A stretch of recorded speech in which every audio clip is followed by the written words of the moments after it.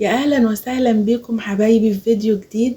العيد قرب وبالتأكيد كلنا بنستنى فرحته، لكن قبل ما نوصل لليوم ده عندي ليكم وصفة انقاذ سهلة وسريعة ومش هتخليكي تقفي في المطبخ وقت طويل.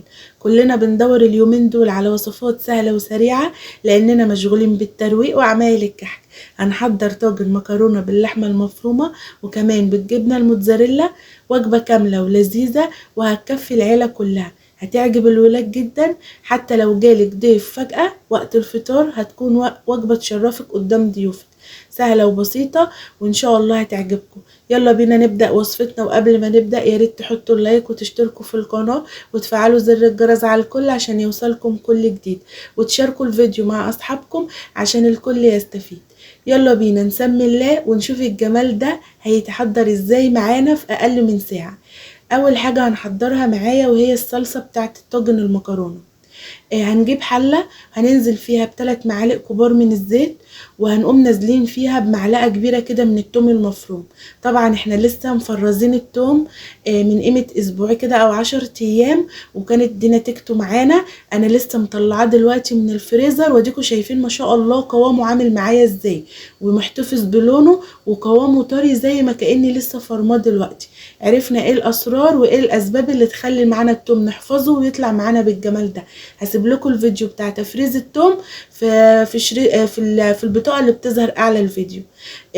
هنحمر التومه لونها يصفر معايا، وبعد كده هنقوم نازلين معايا بكيلو طماطم مفرومه. هنجيب كيلو طماطم ونفرمه في الخلاط، وهنقوم نازلين بيه على التوم. هنيجي بقى نحط معلقه من هريسه الشطه، ودي اختياري بس هي بتدي طعم ولون جميل قوي للصلصه. عليها معلقه صغيره ملح، فلفل اسود، كمون، وبابريكا. ولو عايزه تحطي بدل هريسه الشطه شطه بودر براحتك، دي حاجه ترجعلك. بس طبعا طاجن المكرونه لما بيبقى كده فيه سنه شطشطه بيبقى طعمه جميل، احلى من بتاع المطاعم مليون مره. خلاص كده الصلصه جاهزه معايا، هنسيبها بقى تغلي غلوتين كده ومش هنسيبها تتسبك جامد. احنا عاوزين يبقى فيها صوص وقوام كده سائل. هنحطها على العين اللي التانية تغلي معانا كده قيمة 3-4 دقايق، وهنقوم طافيين عليها. هنيجي بقى نحضر بعد كده عصاج اللحمة. هنعمل النهاردة طاجن المكرونة باللحمة المفرومة. زي ما انتوا شفتوا في اول الفيديو، الطاجنين اللي انتوا شفتوهم دول هنحضرهم بربع كيلو لحمة مفرومة بس. جبت ووك نزلت فيه ب3 معالق كبار من الزيت، وبعد كده قمت نازلة معايا بربع كيلو لحمة مفرومة. وان شاء الله هتعمليه وهيقضي وهيفيد كمان. عايزه تعمليها بشاورمه الدجاج هتبقى جميله. هنقلب اللحمه لغايه ما تتفكك كده من بعضها وتبقى حبيبات زي ما انتوا شايفين كده. بعد كده هنقوم نازلين بالبهارات بتاعتنا. معايا معلقه صغيره فلفل اسود وملح وكمون. ولو عايزه تحطي بهارات لحمه ماشي، عايزه تحطي ال7 بهارات ماشي، بس انا استكفيت بملح وفلفل اسود وكمون. وكان عندي كوبيبه صيني مطحونه حطيت معلقه صغيره، بتخلي طعم اللحمه في منتهى الجمال. مش كتر التوابل اللي بتجمل اللحمه، بالعكس، اما تحطي توابل كده بسيطه ومعقوله بتستفادي وبتحسي بطعم الاصلي للوجبه اللي انت بتحضريها. خلاص اللحمه خلاص تبلناها. اول ما شمينا ريحه التوابل بقى وريحتها الجميله، قمت نازله معايا كده ببصلتين كبار خرطتهم على ايديا، ولو انت عايز تفرميهم في الكبه تمام. المهم ما تكونوش ناعمين، يبقوا وسط، لا هم خشنين قوي ولا ناعمين قوي، علشان تدينا كميه حلوه وتزود معانا الكميه. لا وما تقلقيش من البصل، لو زودتي فيه هيبقى طعم الطاجن مسكر اكتر. خلاص هنقلبه بقى تقلبتين وتتشوح معانا اللحمه والبصله لونها يبقى زي لون اللحمه. هنقوم طافيين عليها. هنيجي بقى نحضر معانا الطاجن. هجيب طاجن هنقوم مدينه دهنة زيت كده عشان المكرونة بتاعتنا ما تلزقش فيه. النهاردة هنسوي المكرونة نية كده زي ما انتوا شايفين، بس هتستوي معاكي وهتبقى 100% مستوية مظبوط. جبت الطاجن لقيته كده هيبقى كبير، فايه قلت لا هعملهم 2 صغيرين افضل.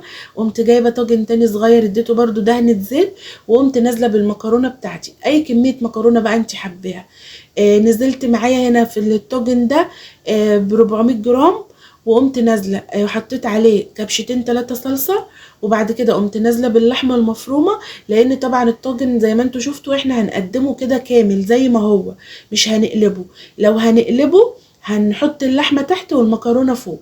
بس النهارده بقى قلت نغير ونعمله بالجبنه الموتزاريلا، هيدي طعم وشكل جميل قوي للطاجن وهو تغيير.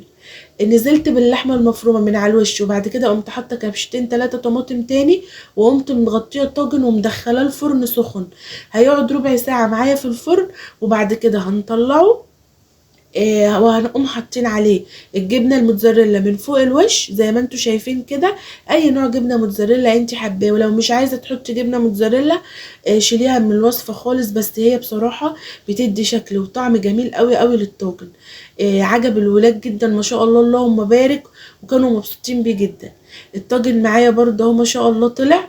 بنحط الطواجن على الشبكه، بتاخد ربع ساعه والمكرونه بتستوي وبتبقى جميله. اهم حاجه تغطي الطاجن كويس وتكمريه عشان البخار اللي يطلع منه يسوي المكرونه. هنحطه في الفرن، هيقعد ربع ساعه، مش هياخد وقت منك خالص. هيطلع بالمنظر الجميل ده. طبعا لما نحط الجبنه الموتزاريلا وندخله تاني بنحطه تحت الشوايه بس، ما بنشغلش من تحت. يعني لما بندخله تاني بيحطه بس تحت الشوايه، الجبنه تاخد اللون الجميل ده. وبعد كده خلاص بنطلعهم بقى ونقدمهم بألف هنا.